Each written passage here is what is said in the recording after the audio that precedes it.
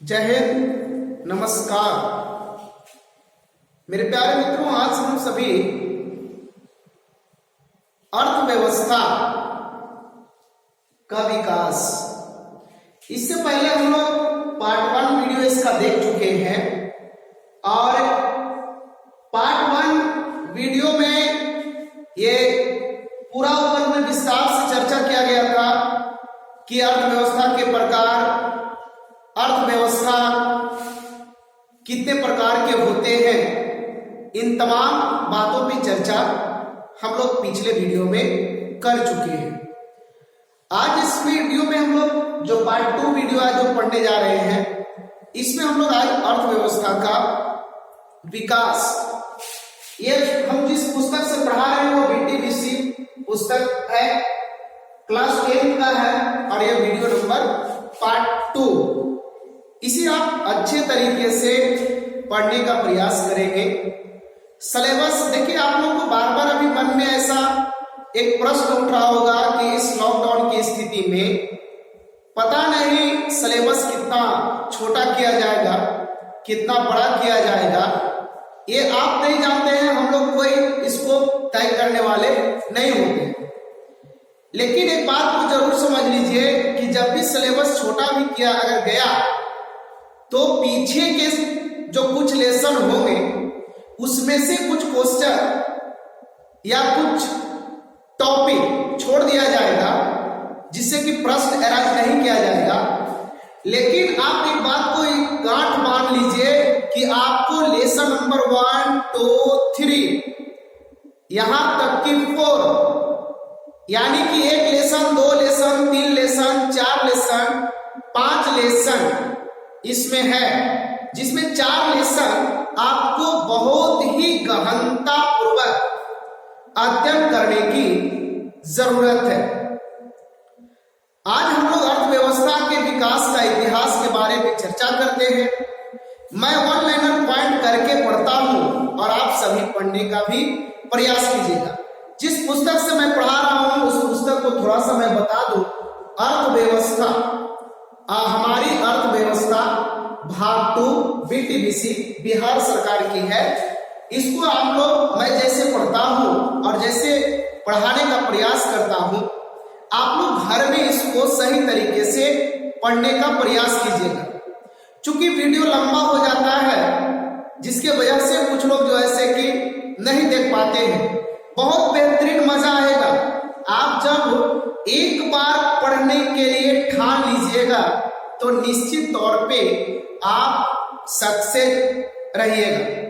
इसलिए मेरे प्यारे मित्रों, शॉर्टकट का कोई ट्रिक नहीं होता है। शॉर्टकट तरीका ना अपनाएं तो जीवन में सबसे आगे आप निकल सकते हैं।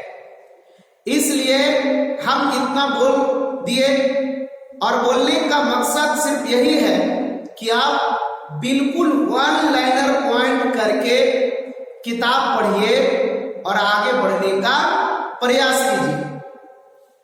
आइए अर्थव्यवस्था के विकास का हम लोग चर्चा करते हैं। कराए अर्थव्यवस्था के विकास का एक लंबा इतिहास रहा है। अर्थव्यवस्था का विकास एक पौधे के विकास की तरह होता है। मेरे प्यारे मित्रों, जिस प्रकार से एक पौधा बड़ा होता है उसी प्रकार से किसी भी देश का अर्थव्यवस्था धीरे धीरे क्या करता है, डेवलपमेंट करता है। अब आप अपने आधार पर ही सोचें, आपके पिताजी मजदूरी कर रहे हैं। अब मजदूरी कर रहे हैं तो ऐसा नहीं है कि एक दिन में ही आपके पिताजी 10,000, 20,000, 50,000 रुपया कमा लेते होंगे। ऐसा नहीं हो सकता है। इसके लिए वे लगातार और सतत प्रयास करते होंगे, तब जाकर के 50,000, 1 लाख जो भी हो अर्थव्यवस्था को जमा कर पाते होंगे।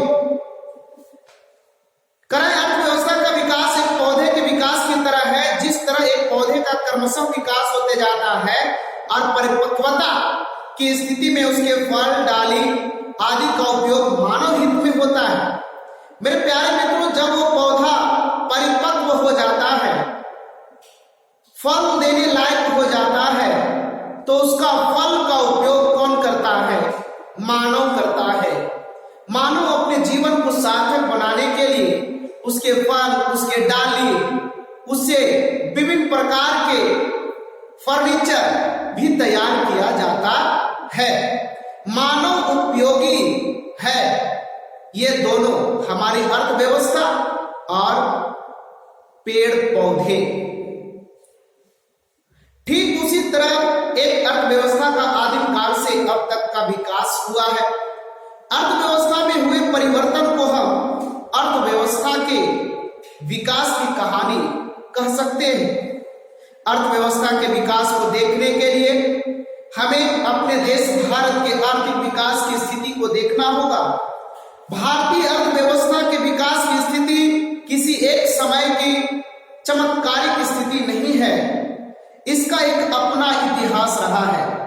मेरे प्यारे मित्रों, हम अभी ही कुछ देर पहले एक शब्द बोला, उस पर आप गौर कीजिएगा। किसी भी देश का स्थिति अर्थव्यवस्था में तुरंत नहीं सुधर जाती है। इसके लिए क्या होता है, कुछ समय देना पड़ता है, और जब तक आप समय नहीं दीजिएगा तब तक किसी भी देश का, किसी भी व्यक्ति का अर्थव्यवस्था में सुधार नहीं हो सकता है।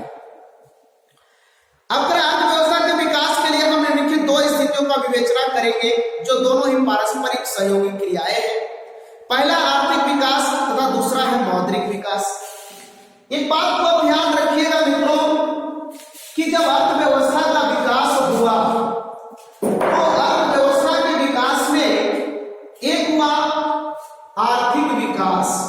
पहला क्या हुआ?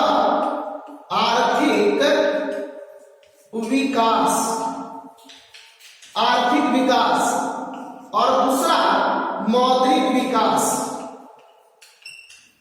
मौद्रिक विकास, मौद्रिक विकास। अर्थव्यवस्था का विकास आर्थिक विकास और दूसरा क्या है? मौद्रिक विकास।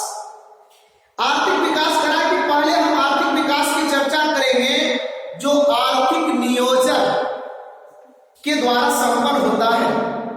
इसके पहले जान लेना आवश्यक है कि आर्थिक विकास है क्या। इसके पहले ये जान लेना आवश्यक है कि आर्थिक विकास है क्या। कहते किसे है आर्थिक विकास? ऐसे तो आर्थिक विकास की परिभाषा को लेकर अर्थशास्त्रियों में काफी मतभेद है।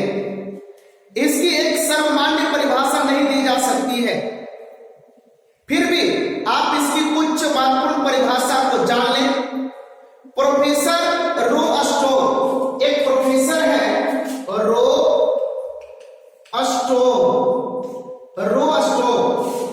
प्रोफेसर रो अस्टो के अनुसार कहा कि आर्थिक विकास एक और श्रम शक्ति में वृद्धि की दर, आर्थिक विकास एक और श्रम शक्ति में वृद्धि की दर तथा दूसरी ओर जनसंख्या में वृद्धि के बीच का क्या है? संबंध है। यह कथन किसका है? रो अस्टो का। रो अस्टो, ध्यान रखिएगा, किताब पढ़िएगा मित्रों, आप किताब जरूर रखिएगा। मैं आपको सिर्फ समझा रहा हूं। आपके पास किताब अगर नहीं होगा तो निश्चित तौर पे आप सक्सेस नहीं हो पाइएगा, इसलिए किताब जरूर रख लीजिएगा। और कोई सीबीएसई का तो किताब हम लोग को है नहीं कि प्रत्येक साल बदल रहा है। भैया 2010 में ये सिलेबस बदला था और 2010 में ही हम 10वां में थे, यानी कि 11 में हम लोग परीक्षा दिए थे, तब से वही सिलेबस आज तक चल रही है। 10 साल हो गया है इस सिलेबस को लागू हुआ, ठीक है। तो प्रोफेसर रो अस्टो के अनुसार था कि आर्थिक विकास एक और श्रम शक्ति में वृद्धि की दर था, दूसरी ओर जनसंख्या में वृद्धि के बीच का क्या है? संबंध है। अब देखिए समावेशी विकास क्या है? इंक्लूसिव ग्रोथ, समावेशी विकास।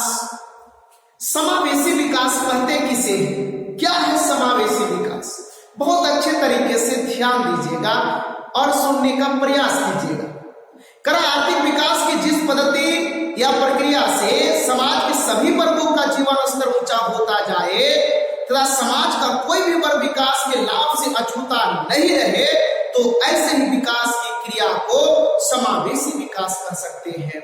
मेरे प्यारे मित्रों, जब देश में कोई भी योजना लागू होती है, हमारे देश में या दुनिया के कोई भी देश में जब कोई भी किसी भी प्रकार की योजना लागू होती है, इस योजना से अगर सभी जाति, सभी धर्म, सभी संप्रदाय के लोगों को अगर लाभ मिलता है, तो हम कह सकते हैं कि यहाँ समावेशी विकास हो रहा है। आप लोगों ने सुना था ना, मोदी जी का नारा था कि सबका साथ सबका विकास, इसे कहते हैं समावेशी विकास। प्रोफेसर मेयर एवं बाल्डविन ने बताया है कि आर्थिक विकास एक ऐसी प्रक्रिया है जिसके द्वारा दीर्घकाल में किसी अर्थव्यवस्था की वास्तविक राष्ट्रीय आय में क्या होती है, वृद्धि होती है। अतः स्पष्ट है कि आर्थिक विकास आवश्यक रूप से परिवर्तन की क्या है, प्रक्रिया है। इससे अर्थव्यवस्था के ढांचे में परिवर्तन होते हैं, इसके चलते प्रति व्यक्ति वास्तविक आय बदलती है तथा आर्थिक विकास के निर्धारक निरंतर बदलते रहते हैं। आर्थिक विकास का मुख्य उद्देश्य अर्थव्यवस्था के समस्त क्षेत्रों में उत्पादकता का ऊंचा स्तर प्राप्त करना होता है। इसके लिए विकास प्रक्रिया को गतिशील करना पड़ता है। आर्थिक विकास को जान लेने के बाद आप यह भी जान लें कि आर्थिक विकास, आर्थिक वृद्धि तथा आर्थिक प्रगति में क्या अंतर है। मेरे प्यारे मित्रों, ये तीनों शब्द लग रहा है कि मिलता जुलता शब्द है। आर्थिक विकास, आर्थिक वृद्धि, आर्थिक प्रगति, ये तीनों लग रहा है ना कि एकदम मिलता जुलता शब्द है। क्या अंतर है इसमें, क्या कुछ खास है? कुछ न कुछ तो अंतर होगा, कुछ न कुछ तो अंतर होगा। इसलिए आप इसके अंतर को समझने का प्रयास करेंगे। कह रहा है कि सामान्यतः आर्थिक विकास तथा आर्थिक वृद्धि में कोई अंतर नहीं माना जाता। सामान्यतः ऐसा माना गया है कि आर्थिक विकास तथा आर्थिक वृद्धि में कोई खास अंतर नहीं माना जाता। दोनों शब्दों को एक दूसरे के स्थान पर प्रयोग किया जाता है। दोनों शब्दों को एक दूसरे के स्थान पर प्रयोग किया जाता है, लेकिन इधर अर्थशास्त्रियों द्वारा इन दोनों शब्दों के बीच अंतर किया जाने लगा है। लेकिन कुछ अर्थशास्त्री हैं जो इन दोनों शब्दों को कुछ डिफरेंस बतलाते हैं, और वो दो शब्द कौन है? एक है आर्थिक विकास और दूसरा है आर्थिक वृद्धि। श्रीमती उर्सुला हिक्स, ध्यान रखिएगा, श्रीमती उर्सुला हिक्स, श्रीमती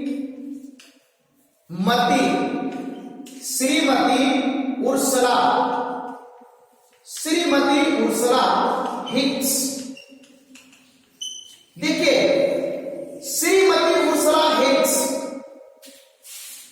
के अनुसार वृद्धि शब्द का प्रयोग आर्थिक दृष्टि से विकसित देशों के संबंध में किया जाता है। श्रीमती उर्सुला हिक्स कहती हैं कि वृद्धि शब्द का प्रयोग आर्थिक दृष्टि से विकसित देशों के संबंध में किया जाता है, कि वृद्धि शब्द उस देश में कहा जाएगा जो देश क्या है? विकसित है।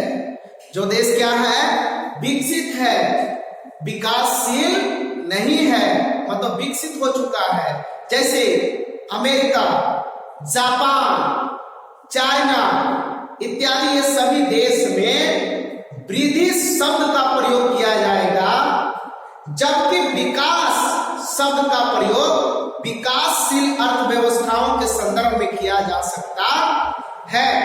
डॉक्टर ब्राइट सिंह ने भी लिखा है कि ग्रोथ शब्द का प्रयोग विकसित देशों के लिए किया जा सकता है।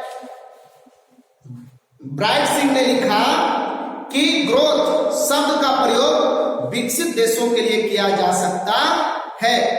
अब देखिए एक आता है सतत विकास। आप जब पीछे एक्सरसाइज बनाइएगा तो उसमें 2 नंबर का क्वेश्चन आएगा, उसमें कहेगा सतत विकास क्या है। व्हाट इज सतत विकास, क्या है सतत विकास? सस्टेनेबल डेवलपमेंट प्राकृतिक साधनों जैसे कोयला, गैस, पेट्रोलियम, वन, जल, सूर्य का प्रकाश आदि की तरह प्रयोग आदि का इसी तरह प्रयोग अगर होता रहा तो भावी पीढ़ी को इन प्राकृतिक साधनों से वंचित होना पड़ेगा। यही नहीं, वर्तमान उत्पादन तकनीक के पर्यावरण प्रदूषण की गंभीर समस्या का जन्म होगा। कहने का मतलब हुआ कि जिस प्रकार से आज हम लोग अंधाधुंध वनों की कटाई कर रहे हैं, जिस प्रकार से हम लोग अंधाधुंध जल का विदोहन कर रहे हैं, अगर इसी तरीके से लगातार वनों की कटाई होती रही, जल का विदोहन होता रहा, तो एक दिन प्राकृतिक खतरे में पड़ जाएगा, जिससे हम सभी आने वाले पीढ़ियों के लिए खतरा बन जाएगा। करा इसके लिए सतत विकास की पौष्टिक विकास की अवधारणा का जन्म हुआ। सतत विकास का शाब्दिक अर्थ है कि ऐसा विकास जो जारी रह सके, टिकाऊ बना रह सके। सतत विकास में न केवल वर्तमान पीढ़ी बल्कि भावी पीढ़ी के विकास को भी ध्यान में रखा जाता है। मेरे प्यारे मित्रों, सतत विकास का मतलब होता है कि हम लोग अपने जो उपयोग कर लिए वो तो कर लिए, उसके बाद में कुछ बचा के रखिए। जो आने वाला भविष्य है, आने वाला पीढ़ी है, उसको भी कुछ छोड़िए, वो भी कुछ अपने जीवन के लिए बचा के रख सके। समझ में आया ना? वो भी अपने जीवन के लिए कुछ क्या कर सके, बचाए, फिर वो उसके नीचे वाला पीढ़ी कुछ खर्च करे, फिर उसके बाद वाला पीढ़ी खर्च करे। यानी किस तरीके से लगातार हम लोगों को क्या करना होगा, सतत विकास करना होगा, और अपने हम लोग प्रयोग करने के बाद नीचे वाले पीढ़ी के लिए भी रहने देना होगा। ये ना कि अपने चाट जाइए, सब आप ही चाट जाइएगा तो नीचे वाला के कुछ मिलेगा? वो नहीं ना मिलेगा। इसलिए नीचे वाला को भी रहने दीजिए। जो आपके पीछे से आ रहा है उसके लिए भी छोड़िएगा ना। अब करा वुडलैंड आयोग ने सतत विकास के बारे में बताया है कि विकास की वह प्रक्रिया जिसमें वर्तमान की आवश्यकताएं बिना भावी पीढ़ी की क्षमता योग्यताओं से समझौता किए पूरी की जाती है। इसी तरह मैडिसन नामक एक अर्थशास्त्री ने बताया कि धनी देशों में आय का बढ़ता हुआ स्तर आर्थिक वृद्धि कहलाता है, आर्थिक वृद्धि का सूचक होता है।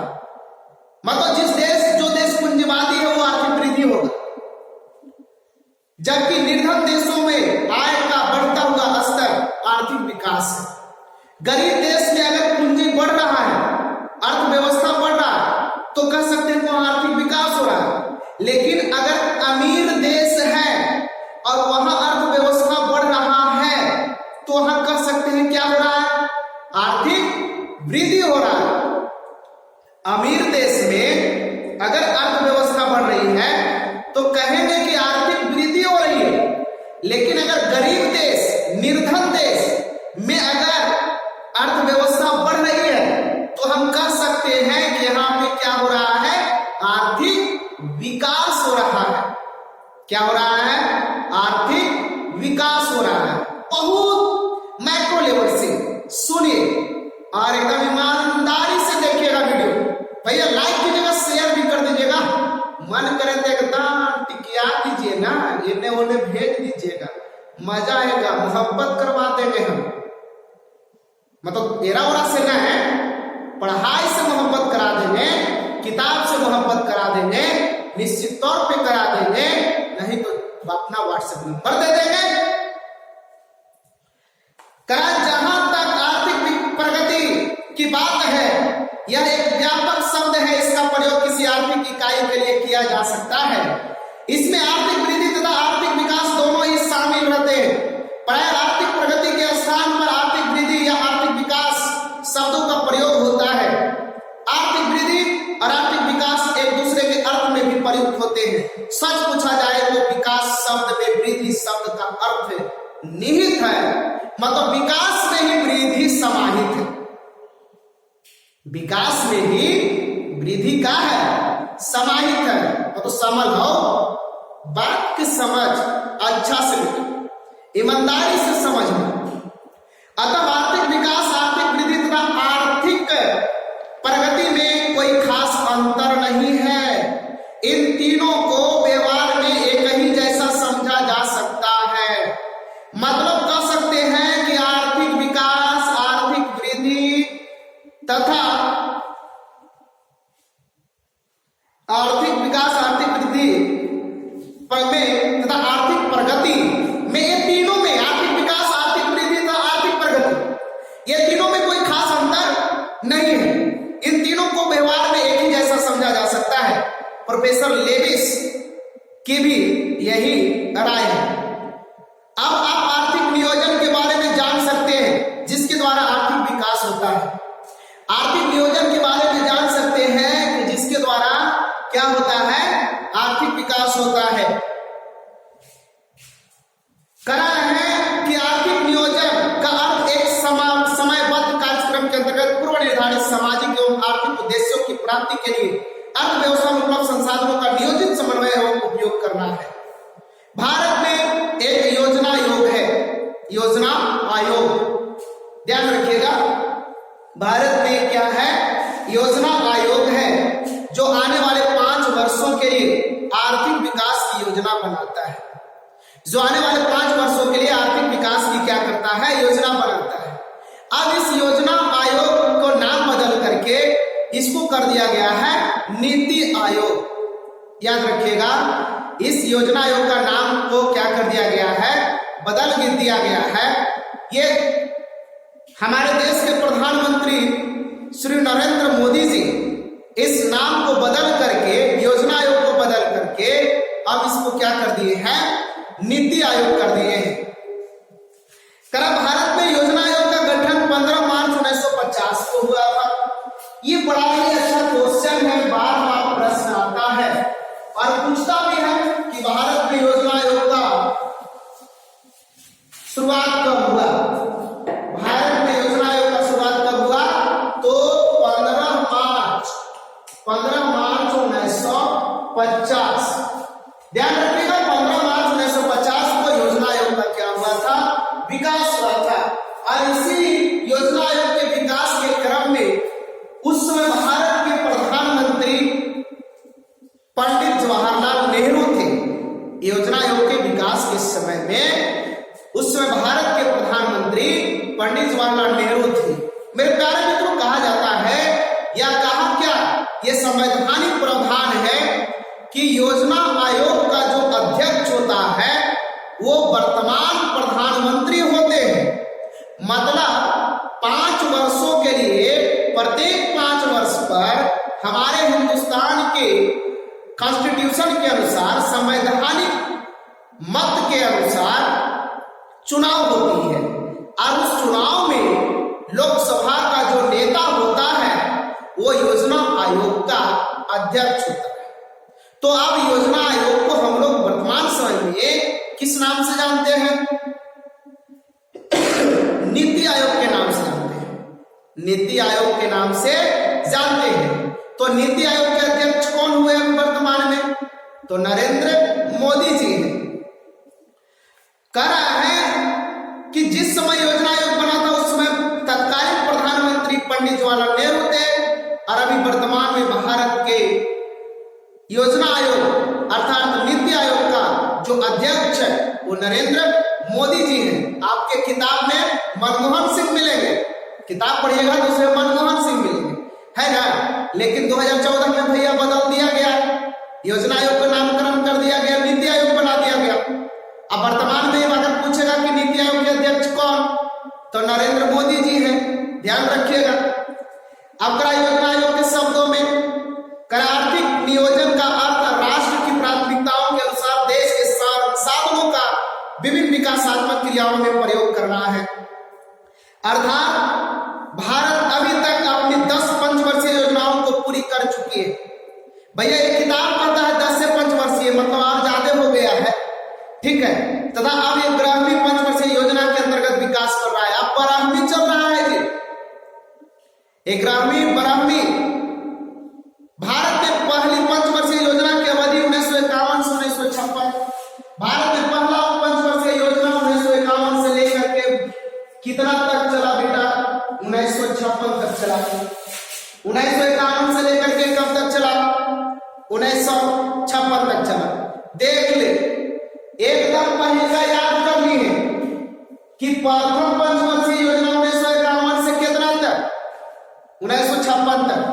एकदम दिमाग में इसको रट के हटा लेना कि प्रथम पंचवर्षीय योजना 1951 से 1956 तक। एक कोई उपाय नहीं है, बिना याद कैले, बिना रट ले, बिना समझ ले कोई प्रभाव पड़ने वाला नहीं है। 11वीं पंचवर्षीय योजना की अवधि 2007 से 12 है। 11वीं पंचवर्षीय योजना के 2007 से 12 और 12वीं पंचवर्षीय योजना के 12/5/17। तब 12वीं भी खत्म, अब 13वीं आया। अब 13वीं कब? 17 से 17/5 कितना होता है? तो 17 3 20 और 2 22, यानी कि 2022 तक। तो अभी कहीं चल रहा है वर्तमान में 13वीं पंचवर्षीय योजना चल रही है। आपसे पूछेगा कि 13वीं पंचवर्षीय योजना बताओ कब से कब तक चल रहा है? तो 13वीं पंचवर्षीय योजना चल रहा है 2017 से 2022 तक चलेगा जी। ये कईवीं है? 13वीं है, ध्यान रखिएगा। 13वीं पंचवर्षीय योजना 2017 से 2022, 2017 से 2022, ये कईवीं पंचवर्षीय योजना? तो 13वीं पंचवर्षीय योजना। भारत में आर्थिक विकास का श्रेय नियोजन को दिया जा सकता है। भारत में नियोजन का मुख्य उद्देश्य है कि आर्थिक विकास की दर को बढ़ाना एवं कृषि एवं उद्योग का क्या करना? विकास करना। एक छोटा सा कॉलम में कुछ शब्द दिया है कि आर्थिक नियोजन का अर्थ क्या है। राष्ट्र की प्राथमिकताओं के अनुसार देश के संसाधनों का विभिन्न विकासात्मक क्रियाओं में प्रयोग करना ही क्या कहलाता है? आर्थिक नियोजन कहलाता है। भारत में योजना आयोग का गठन आप लोगों को बता दिया कि 15 मार्च 1950 को हुआ था। इसका अध्यक्ष वर्तमान भारत के जो प्रधानमंत्री होते हैं वो इनके अध्यक्ष होते हैं। इसके सदस्य 8 सदस्य होते हैं इसमें। और जब भारत के प्रधानमंत्री नहीं रहते हैं तो इसका कार्यकाल का देखभाल, यानी कि इसका जो पूरा का पूरा जिम्मेवारी जो उप प्रधानमंत्री होते हैं वो इसका देखरेख करते हैं। अब कहिए भैया उप प्रधानमंत्री कौन? तो गृह मंत्री को ही उप प्रधानमंत्री का दर्जा दिया जाता है, इसलिए वही इस योजना का देखरेख करते हैं या उपाध्यक्ष करते हैं। आधुनिकीकरण करना, आत्मनिर्भरता को प्राप्त करना था, सामाजिक न्याय को बढ़ावा देना। भारत में योजना को एक तालिका के द्वारा समझा जा सकता है। देखिए ये जो दिया है ना तालिका, यहाँ पर किताबों में आप देख लीजिएगा, आपको मिल जाए, ठीक है ना। आप किताब में देखिएगा, किताब खोल के पढ़ के बैठिएगा तो पढ़ने के लिए बैठिएगा तो आपको पता ही चलेगा। और जैसे जैसे हम पढ़ते हैं खाली किताब आप सामने रख ले रहिएगा, एकदम ईमानदारी से नहीं, आप एकदम टॉप कीजिएगा जी, ईमानदारी से। बिहार बोर्ड के लिए लाख खोज के थक जाइए, आज से इतना अच्छा से कोई नहीं पढ़ाया है। हम लोग भी देखते हैं, खोज लिए तब कहे कि नहीं आर्ट्स पढ़ा करके डाल देते। मैथमेटिक्स लोग बहुत सारे लोग पढ़ा करके डाल दिए, लेकिन आर्ट्स इतना अच्छा से नहीं पढ़ाया गया। इसलिए हमने सोचा कि समय लगेगा, एमबी हमर कटेगा, हम रिचार्ज करावेंगे और लड़कन के फायदा होगा, चलो हम डाल दे रहे हैं। इसलिए एक एक लाइन पढ़ करके डाल रहे हैं होगा। तो उन्हीं के काम एक ही वो हो कि अच्छा से पढ़िए, ईमानदारी से पढ़िए, और नहीं पढ़ने तक कोई कुछ कहे वाला तो हो ना। यूट्यूब के जमाना हो भाई, ईमानदारी से पढ़िए, गार्जियन कहे या ना कहे बेटा।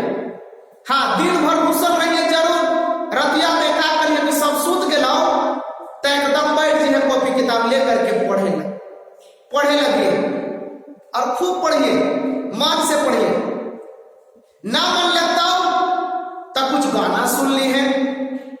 अब गाना वाना सुनना के बाद और एकदम माइंडवा के एकदम फ्रेश कर ले बेटा, ओकर बाद पढ़े में बैठ जाओ। खूब मन लगता हो पूरा मत कर, ठीक ना। हम बोल रहे हैं रुपेश कुमार, इसलिए ईमानदारी से पढ़ना और मन लगा के पढ़ना, मेहनत करना और एक नई जंग लड़ने के लिए तैयार रहना। क्योंकि इतिहास में नाम उसी का दर्द होता है जो मेहनत करता है, संघर्ष करता है और आगे बढ़ने का हमेशा प्रयास करता है। राष्ट्रीय विकास परिषद के बारे में हम लोग चर्चा करते हैं, एनडीसी, जिसका फुल फॉर्म होता है नेशनल डेवलपमेंट काउंसिल। भारत में राष्ट्रीय विकास परिषद का गठन 6 अगस्त 1952, याद रखिएगा, एनडीसी का गठन 6 अगस्त 1952 कब हुआ जी?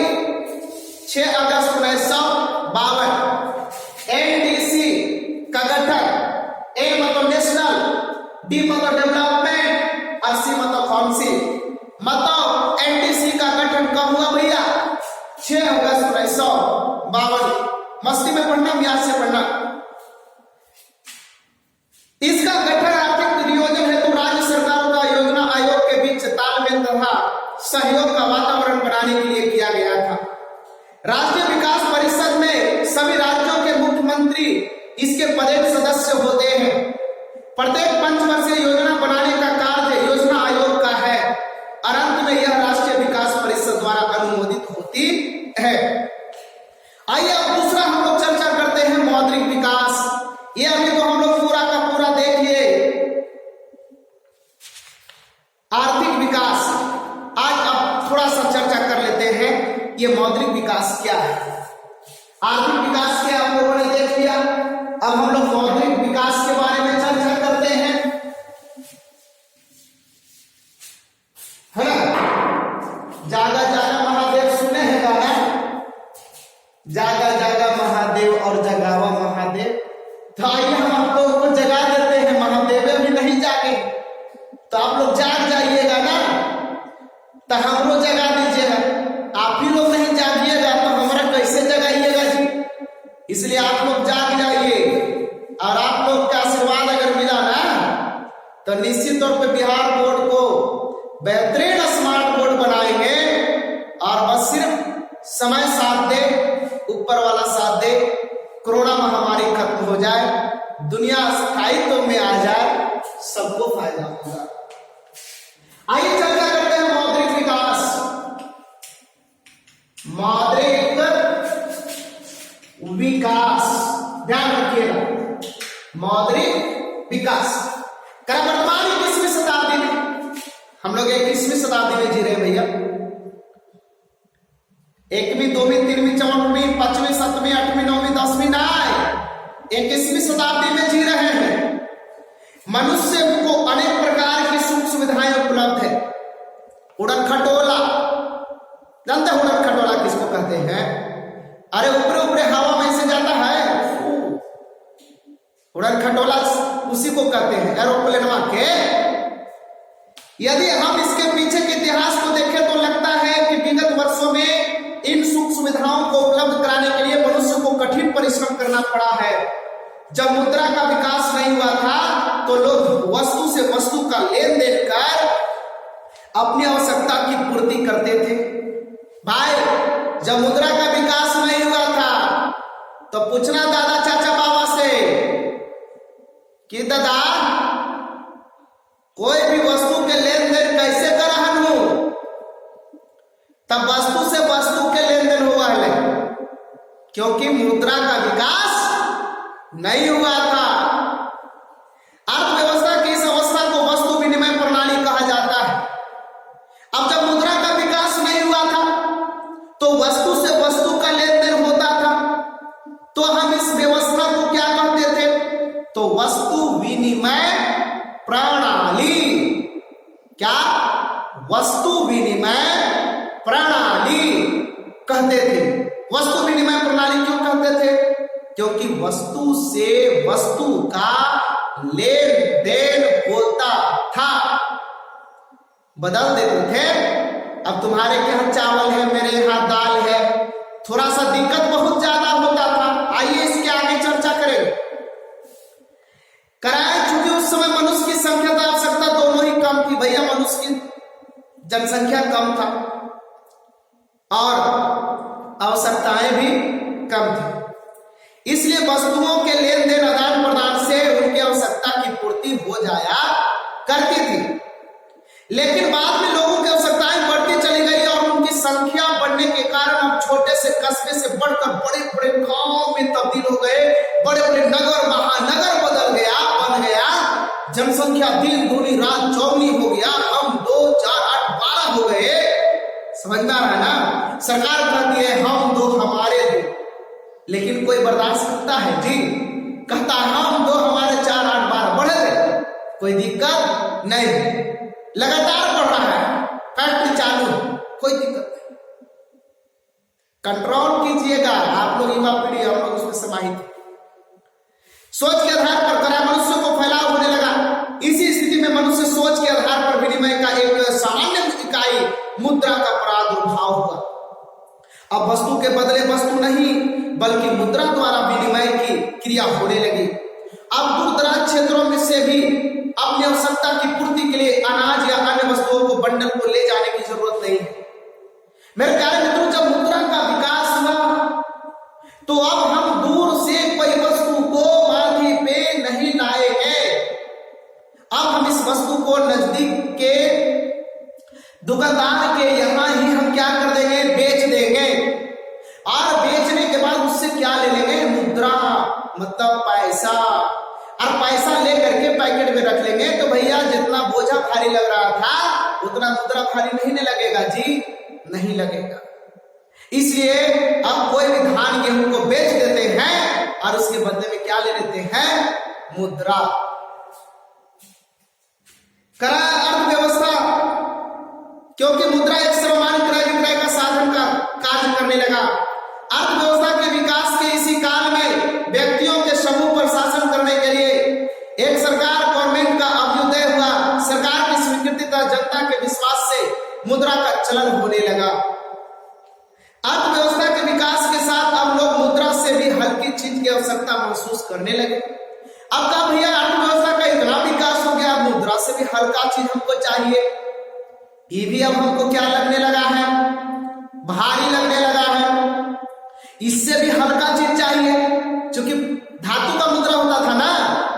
आज भी अगर धातु के मुद्रा अगर आपको 5 रुपये वाला सिक्का अगर दे दिया जाए, 10 रुपया वाला सिक्का अगर आपको दे दिया जाए और बहुत सारा सिक्का अगर दे दिया जाए तो कैसा मन लगता है, हे सेठ जी इतना खाली सिक्के दे देना, सेठ जी सिक्का नहीं देते तो अच्छा रहता ना, नोटवा दीजिए ना, नोटवा हल्का होता है। अब तो 2000 युवा चल गए बाबू, अब 2000 युवा 2000 वाला एकदम जापले आस्ते, कोई फर्क पड़े वाला नहीं है। फलतः देश की अर्थव्यवस्था का अधिपत्य से स्थापित बैंकों का निर्माण हुआ, जिसके द्वारा और भी आसानी से मुद्रा का हस्तांतरण किया जाने लगा, जिसे हम चेक कहते हैं। भैया बैंक का विकास हो गया, अब आसानी से बैंक में पैसा लेन देन करने लगे।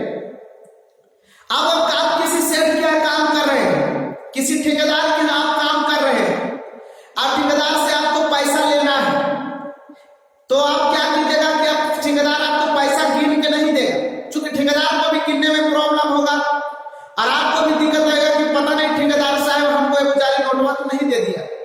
इसलिए ठेकेदार साहब क्या करते हैं कि चेक काट के दे देते हैं, लीजिए आप बैंक में जाकर के भजा लीजिएगा। आप 4 घंटा लाइन में लगे चाहे 2 घंटा लाइन में लगे, उससे ठेकेदार साहब को कोई फर्क पड़ने वाला नहीं। आप जाइएगा लाइन में लग करके आप जो है कि भजाइएगा, आपको बैंक के ऊपर इतना विश्वास है और निश्चित तौर पर बैंक गलत नहीं करती है, इसलिए हम लोगों को अपने बैंक के ऊपर बहुत ज्यादा विश्वास है। कराई से एक व्यक्ति या संस्था दूसरे व्यक्ति या संस्था के नाम जारी करता है और सरकारी अधिपत्य से स्थापित बैंकों द्वारा पैसे का आदान प्रदान होता है। आज के युग में मानवीय मस्तिष्क का लगभग सारा कार्य एक मशीन के द्वारा होता है। मानव के जितना मस्तिष्क पहले जितना कार्य करता था, आज उस सभी कार्य को किसके द्वारा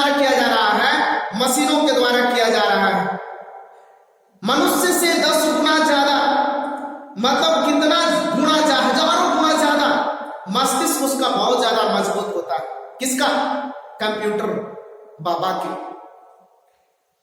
बिजली से चलने वाली यह मशीन जिसे हम कंप्यूटर कहते हैं, बड़ी तेजी से अपनी स्मरण शक्ति के बल पर पैसे का आदान प्रदान करती है।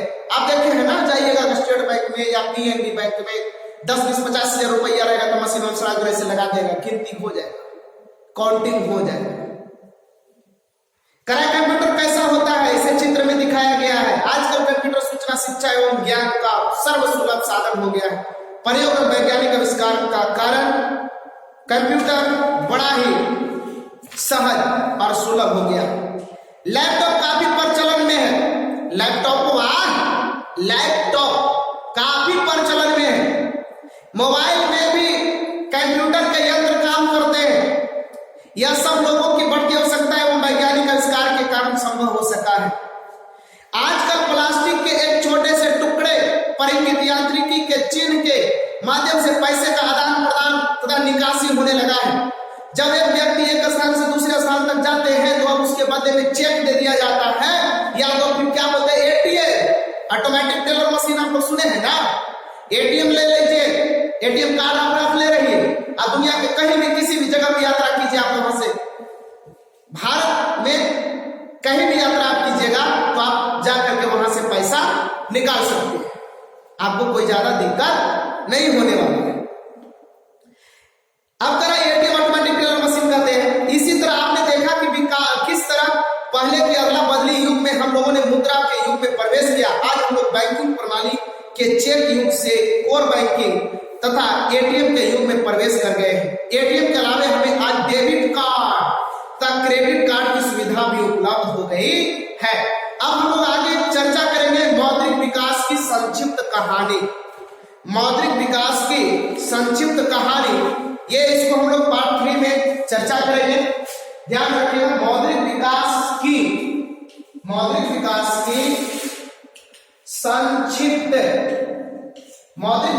संक्षिप्त कहानी। ध्यान रखिएगा, ये पार्ट 3 में हम लोग चर्चा करेंगे मौद्रिक विकास की संक्षिप्त कहानी। बहुत ज्यादा लंबा वीडियो हो जाता है, कारण है कि आर्ट्स पेपर है मेरे प्यारे मित्रों। इसको जरा सही से आप देखिए, समझिए और ईमानदारी से मेहनत कीजिए, खूब संघर्ष कीजिए। अच्छा लगे तो लाइक भी कीजिएगा और लोगों तक आप अपने ग्रुप में जितने भी दोस्त आपके होंगे, आपके फ्रेंड्स होंगे, सभी तक इसको शेयर कर दीजिएगा ताकि सभी लोग इसका लाभ उठा सके। कोई ज्यादा आपको पैसा नहीं दे रहे हैं। आपको अगर कोई क्वेश्चन वगैरह चाहिए तो आप हमें, अगर क्वेश्चन आंसर चाहिए तो आप मेरा अपना पर्सनल व्हाट्सएप नंबर 8294375747, ध्यान रखिएगा, ये व्हाट्सएप नंबर है बेटा। ये व्हाट्सएप नंबर है 8294375747, 8294375747। इस पे आप उधर से मैसेज कीजिएगा। हम लोग का इधर लगातार जो क्षेत्र के लड़कन हैं उनके बीच में एक ग्रुप बनाया हूं,